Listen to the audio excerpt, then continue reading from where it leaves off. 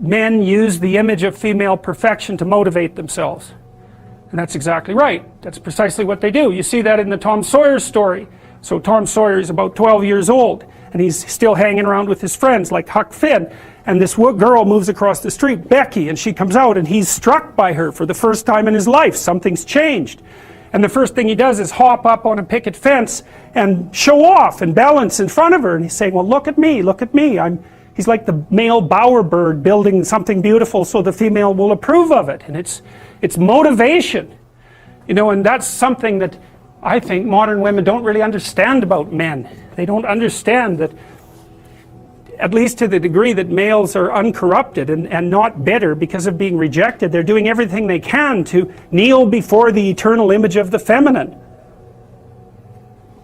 and try to make themselves worthy.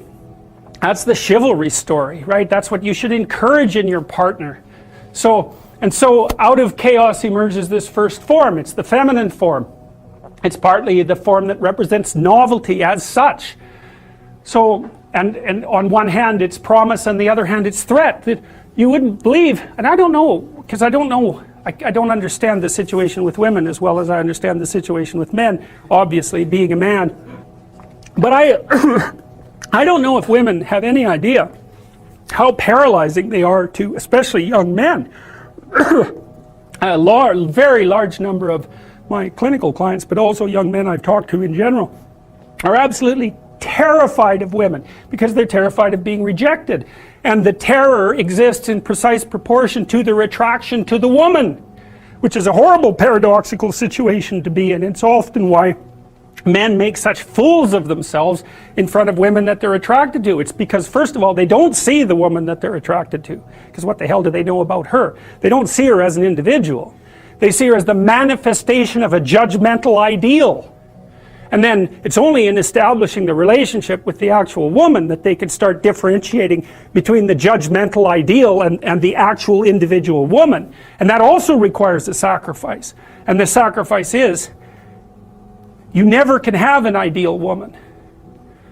So to have a relationship with any woman, you have to sacrifice the relationship with the ideal woman, and you have to see the individual woman and separate her from the ideal. And that's the same thing that happens to the hero in Sleeping Beauty, right? He sees the evil queen who actually turns into the dragon of chaos, and it's not until he can defeat her that he can establish a relationship with the actual princess. And that's exactly the case. I had one of my clients who ran this men's group, which was quite interesting. One of the things they had the initiates do, which was very intelligent, was to go out and ask 50 women in one day for their phone numbers. Why? Politely, properly, you know. It was a game, but it wasn't a stupid game. And the idea was, get over your fear of rejection. And how do you do that? By encountering it continually and continually and continually, so that you're no longer paralyzed by this. The degree to which the terrible part of the world manifests itself in your life is proportionate to how insufficient you are. And we don't know the full extent of that. If you got your act together completely, maybe all the suffering would disappear from your life. Or at least maybe all the unbearable suffering. And maybe all the suffering or the unbearable suffering from the lives of people around you too. And you already know that, because there are people that you'll go to in a crisis that you can rely on, and you know they'll help you. And you wonder what the world would be like if you were like that and everyone else was like that too. We'd have a lot fewer crises. And the ones that we do have would be a lot more manageable.